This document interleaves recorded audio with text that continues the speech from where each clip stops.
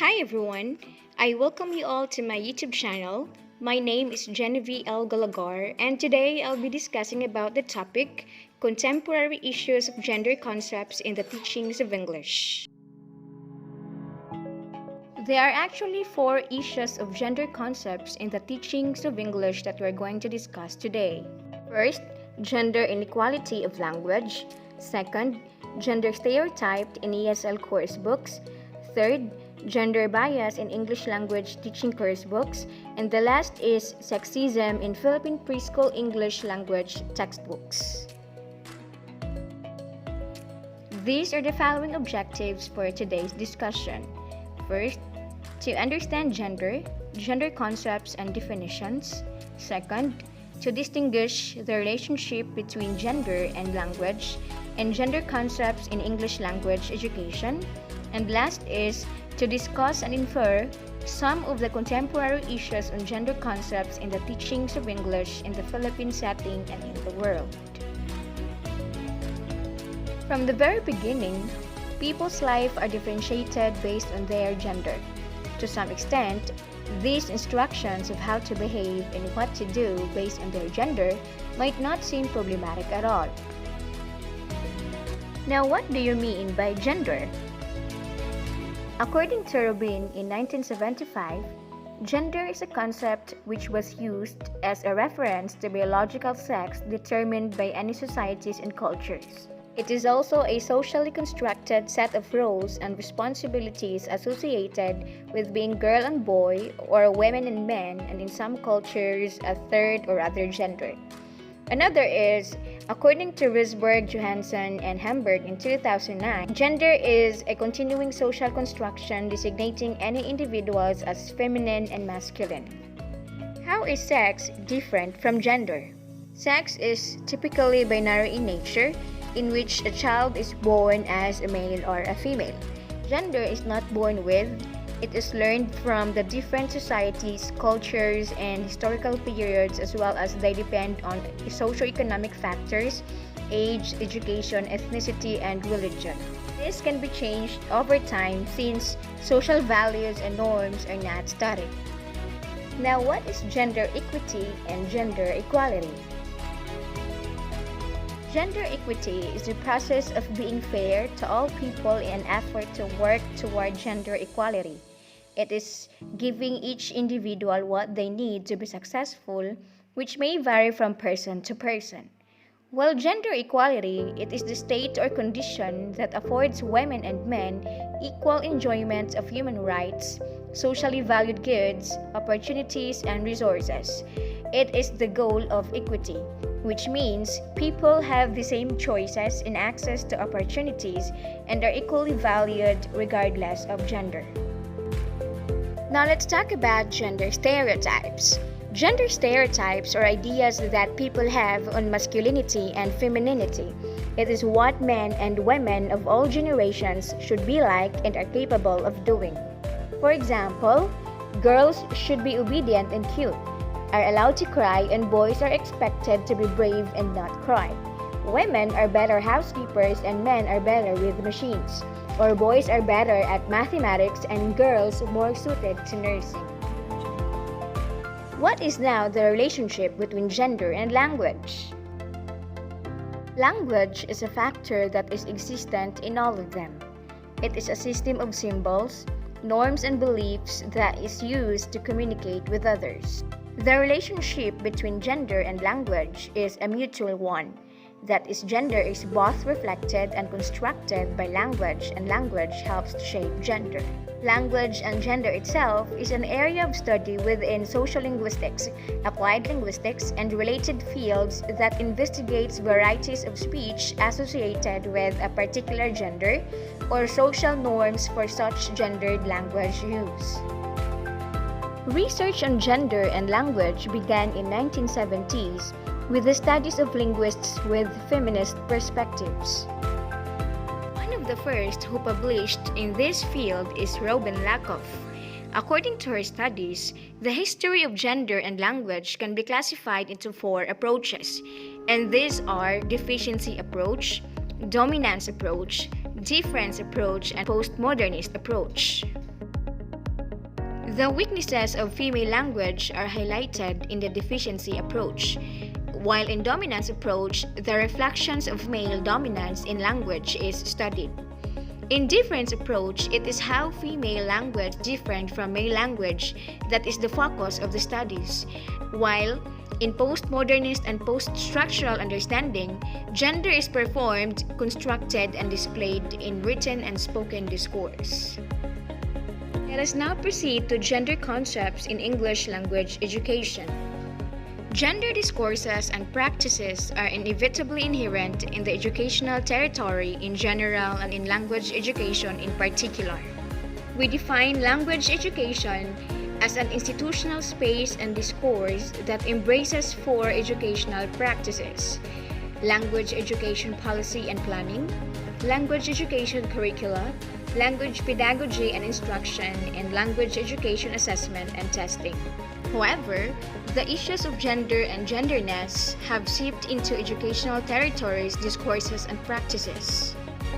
For example, language curriculum designers may put emphasis on gender issues when designing curriculum documents such as syllabi, lesson plans, and textbooks. Therefore, it is a must for policymakers, curriculum developers, materials writers, teachers, teacher educators, and students to build and enhance their critical awareness of gender-related issues such as gender responsiveness, gender mainstreaming, gender inequality, and gender stereotyping. In addition, according to Widodo et al. In 2018, teachers and teacher educators not only teach language knowledge, skills, and attitudes, but they also build students' critical awareness of particular values such as moral values, cultural values, and gender-related values. Let us now move on to the issues of gender concepts in the teachings of English. Let us first discuss the issue on gender inequality of language. There are four issues that arise in which there is gender inequality of language. We have word connotations, titles for men and women, generic masculine pronouns, and casting women in a secondary position.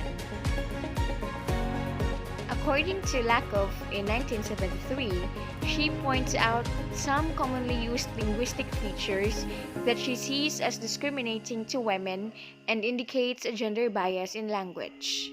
She contrasts the word bachelor with the female equivalent spinster. Denotatively, the two words mean the same thing. However, bachelor is seemingly a neutral term, whereas spinster connotes an undesirable woman who is not eligible to marry. She also mentions the unfair use of titles for men and women. Women are being called as Miss or Mrs. depending on their marital status in the society, whereas males' titles stay the same as Mr. This, she says, shows that women's social status depends on their marital status rather than on their own accomplishments. In other words, women are continually described in relation to men, whereas men are described as individual human beings. Another is, Alec Koff sees as discriminating to women is the use of the male pronoun he in a generic sense. In addition, Cheshire in 2008 maintains that the generic use of the masculine pronoun forces people to think in terms of males. Generally speaking, the subjects tend to draw males. Women feel excluded when he in a generic sense is used, which indicates that the structure of language can affect the way we perceive and understand our environment, according to Romain in 2000. A linguistic research of Harrigan and Lusick in 1988 showed that gender inequality in language is very much evident since he wrote about the identified language as casting women in a secondary position compared to men. This is especially evident in phrases such as Adam and Eve, boys and girls, husband and wife, according to Romain 2000. Furthermore, Harrigan and Lusick maintained that language was seen as characterizing women as invisible, less familiar, and less active. Another issue of gender concepts in the teachings of English is the impact of gender stereotyped through textbooks, texts, and images. According to Taylor in 2003, he mentioned that as young minds can develop the sense of femininity and masculinity and organize their mind based on the things that they learn and acquire from textbooks, it can play an important role to develop stereotypes among them based on gender. If there is a negative portrayal of male and female position in a community within the textbook, this can affect their self-esteem and their whole identity, especially when the learner did not yet develop a strong mindset about his or her self-identity.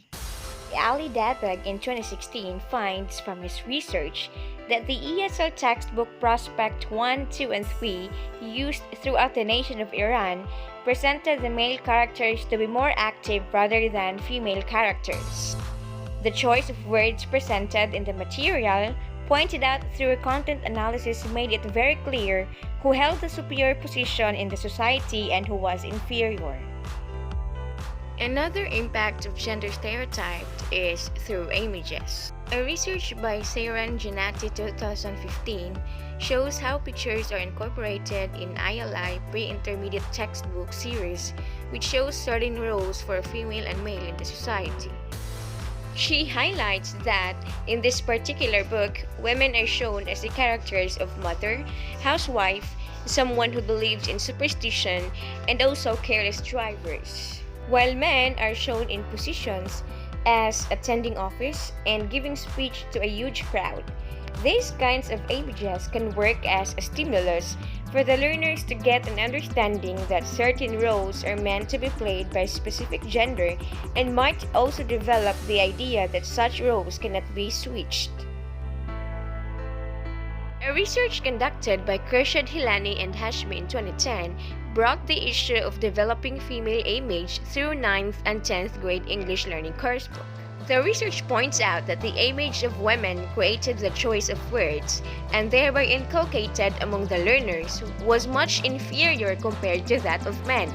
Therefore, the mentioned text was contributing to the establishment of the image of women of a society in a certain way into a learner's schema to some extent. Let's move on to gender bias in English language teaching course books. Arikan, in his article titled Age, Gender, and Social Class in ELT Course Books, focuses on the visual materials in two different series of textbooks used for intermediate levels. He finds out that women are underrepresented in these visual materials with 29.80%, while 70.20% for males. Points out activities related to child rearing and doing housework are associated with women, and the father is depicted as the head of the family, sitting and watching the activity in the house, in which the mother is taking care of the children. The family around the table listen to the father who is doing the talking. Sivasligil, in her MA thesis in 2006, made a content analysis of the English language teaching course books, and she found out that there is gender bias in favor of the male in total appearance of the characters, with 42% for female and 58% for male. Total amount of talk is 43% for female and 57% for male. And in social occupational roles, 39% for female and 61% for male. Soilimes in 2011 studied the adjectives used for female and male characters in face-to-face and new file ELT course books for the elementary, pre-intermediate, and intermediate and upper intermediate levels. Her study shows that more adjectives are used to describe the physical appearance of female characters and the beauty and attractiveness of women were focused. But when it comes to personality, the adjectives with negative connotations are more with females. Adjectives used for female modify more extreme and exaggerated feelings, and adjectives such as famous and rich are attributed to male characters. Another interesting finding is that only intelligent is used to define intellect of women, whereas for men, the range of vocabulary is rich, brilliant, bright, clever, and genius. The last issue that we're going to discuss is sexism in Philippine preschool English language textbooks. Sexism seems to be found in English grammar as well. Macaulay in 1997 analyzed a grammar reference book and discovered that females appeared slightly more often as direct objects with 43%, than as subjects with 41%, while males appeared much more often as subjects with 84%. Hence, gender bias and stereotyping appears to be prevalent in syntax textbooks. Sexism in English is perceived in its vocabulary and its grammar, and here are some examples. First, generic masculine pronoun. So since the sentence talks about a person that is he, which is the pronoun, you should have to provide also the correct word that would suit with the pronoun he, and that is the boy, instead of writing to each one. So the sentence would be, provide each boy with a pencil so that he can complete the form.